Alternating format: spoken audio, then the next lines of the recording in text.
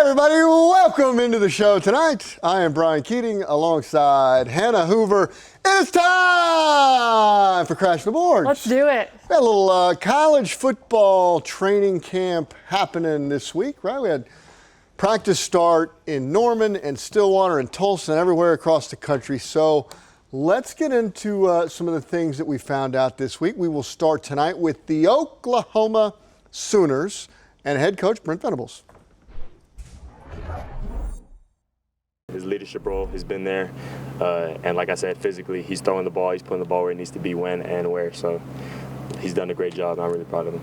I've seen him grow a lot, and it's really nice to see it. Like, I live with him, so I see like he's not home. Okay, you up there watching film still. Like, it's a great feeling to know that our starter quarterback's doing all that preparation and hard work in the dark that people don't see. I think we're executing at a really high level right now. Decision making is even better than it was. The guys around him are playing better.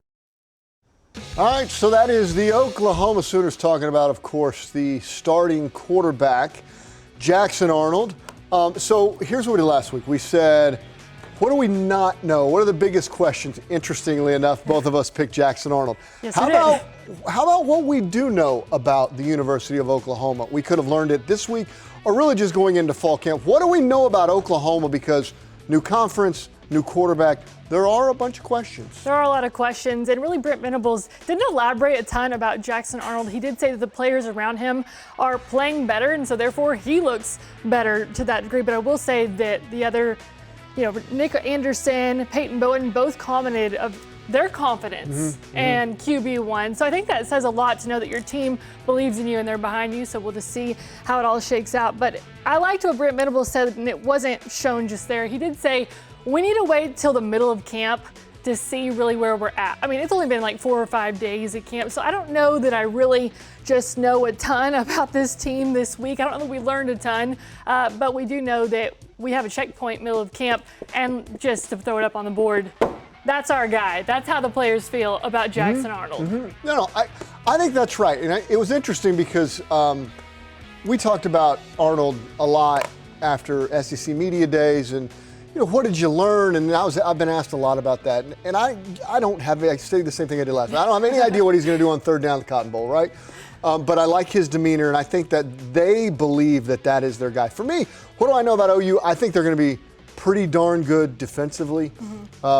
I think there are some questions there, but I think maybe the best player that we don't talk about very much is Nick Anderson. How about Nick of Time? I looked for something, Nick Anderson's big time, man. He is one of the only players in the country, 10-plus touchdowns a season ago, obviously the big play at the Cotton Bowl to beat Texas in the final minutes. Yeah. Nick Anderson is a big play waiting to happen, and he is kind of back to the mold of some of those big play wide receivers, Hollywood Brown, D.D. Westbrook, that they've had. Ryan Broyles over the course of time. He is that kind of big play wide receiver. I think we know about him. His quarterback, again, they love him. I'm waiting to see because we just don't know. The wide receivers room is stacked, though. Yeah, I think that's right. The running back room, I think there are still some questions. Good players, nothing electric yet, but Nick Anderson is electric, and he is really fast and big. And I like him a lot. I think we do know that about Nick Anderson. Let's move on to Oklahoma State, which also began their preparation this week. One of the things I'm very certain that we know is that Ollie Gordon is one of the best players in college football, and his head coach talking about him next. Ollie's going to have to carry the load, but hopefully not quite as much. Okay, there was games last year he carried the ball around 30 times. I would prefer for that not to happen, and I'm hoping that we have a couple of guys that can get in there and steal 10 or 12 carries from him to keep him fresh. My guess is that's going to happen. I'll know a lot more in 2 weeks. But Ollie is bigger and stronger and faster and in better condition now than he was at this time last year. That's interesting to hear Mike talk about, how many times they're going to give it to Gordon because he's going to get it a bunch. I don't think they want to run, 30 carries times 12 games. You're running off into where that's unsustainable. You can't do that. They're going to have to find some guys. Keep him fresh. What do we know about Oklahoma State?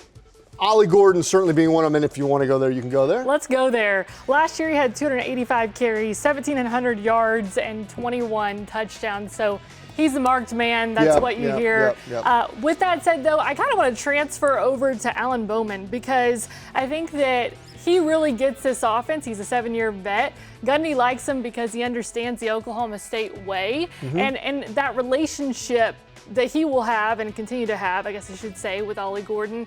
And so I think that's an interesting dynamic. We don't really know how he's going to do this year on turnovers. We're obviously, Oklahoma State fans are hoping that he doesn't have 14 interceptions like he did last year. That's too many. But we talked about that last week as well, but that's still kind of a question mark for me. I don't think we're going to learn or have an answer on that until it's actually a game time situation. They like him because they think that he won't make mistakes. He's not this big play guy, doesn't have the biggest arm, but he understands the offense. I think his teammates like him, and he's played 100 years of college football. This will be his 7th year of college football. He does get it.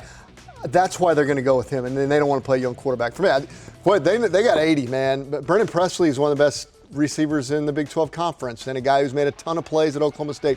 That's what they know they have. I think they're going to be pretty good defensively. I think they have a lot of defensive playmakers. The back end, they have a lot of defensive playmakers. Colin Oliver's played 1 million snaps of football. Nick Martin, one of the leading tacklers in college football. They're going to be very good. If they stay healthy, they're going to compete to win the conference championship. And so what do we know about them? Mike likes to play a close game every Saturday. It's going to be a heart attack. It's going to be a 4-point game with 4 minutes to play. You can guarantee that pretty much every week. Playing. And they're going to win more than they don't. And OSU fans are going to throw something at the TV, and then they're going to win more than they don't. That's how that's going to go. But Brennan is that guaranteed? Yeah, that is guaranteed. Everybody out there who's an OSU fan, they know that it's going to go down. They don't call them the Cardiac Cowboys for nothing. That is how that's going to go. But Brennan Presley is going to make a ton of plays. Okay. He's played a lot of football, and that's what I know. I know we're getting closer to football season coming up. Stay with us on Crash the Boards, talking more college football. Welcome back to Crashing the Boards, as it's not just in Stillwater and Norman the college football is going. How about the Tulsa Golden Hurricane? There you go. They'd love to rebound after a 4-8 season a season ago.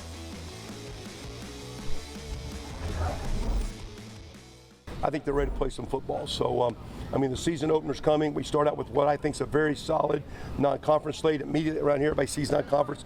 They see Oklahoma State coming in here that has a talented, really good team. It's going to be a ranked team. But what I see is, I see some travel, tough road games early with the young football team that we need to play well to have a good season. Welcome back into the show tonight. Brian Keating, Hannah Hoover, Tulsa, OSU. That ought to be a fun one. September 14th is coming up. That's the date that they'll be on the road. It's a non-conference game. And okay, back to Ollie Gordon on this one. Are we going to see him in this game? Yeah. Oh, yeah. He's going to have to play every week. You can't. Ollie told me he wanted to win the Heisman. Okay. He's going to play every week. Right. According to Ollie. But maybe get some of those other running backs some carries so that they can, have some reps as well. I would suspect that will probably happen. Hey, let's talk about Texas. Okay. Because the Texas Longhorns, one thing I think we do know about them, they got a good quarterback. They're going to be super talented at wide receiver, and head coach Steve Sarkisian was asked about the Longhorns.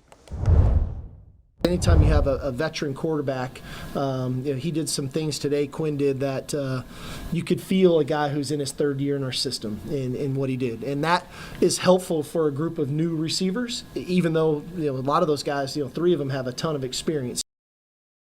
All right, so, look, October's coming soon enough. OU and Texas will play. You just got to throw in your little Texas there. We got to talk about it's like the carrot out there in front of us. That's the way it goes.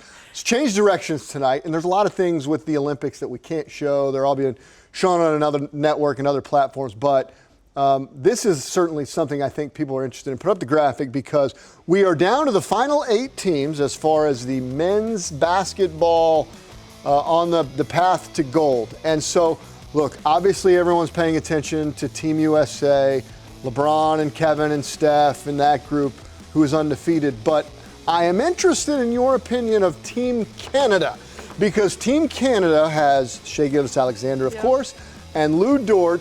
And is there any chance that people around Oklahoma City might just don, or maybe not wear the Canadian. Don't go that far. But people are going to be rooting for him, I can assure you. 100%. You have to have a little club over country in this scenario, just because you've got Lou Dort and SGA. SGA is putting up crazy points. It's about 20 points-ish a game. So, I mean, that's his usual, I guess. Is that, fair to say? Yeah. People, it's live TV. People are going to be rooting for him. I can tell you that. No, the Olympics are rolling down. Those 4 games are all on Tuesday. I would love to see Team USA play against Shea, because that would be fun. SGA said Canada will need to play perfect against USA to pull out that win. So I saw a soundbite on that. So I don't know. We'll see what happens. The U.S. has to win. If they don't, it's a colossal failure. That's just the way it goes. But I'd like to see that game. I would like to see that game. Stay with us. One more thing's next. Welcome back to the show. I'm glad to see this. It's Jackson Holliday, who is from Stillwater High School, #1 pick in the draft a couple of years ago. He came to the big leagues this year and really struggled, but now he's finding his groove, and he had another home run today. That's fun to see. And you got a great tidbit why he's hot now. Baseball players are superstitious. He said that he's playing a new game, Golden Tee Golf, in arcades. Which you didn't even know what Golden Tee is. I was like, what is Golden Tee? But apparently he's doing really well now. Boom, Golden Tee. Home run.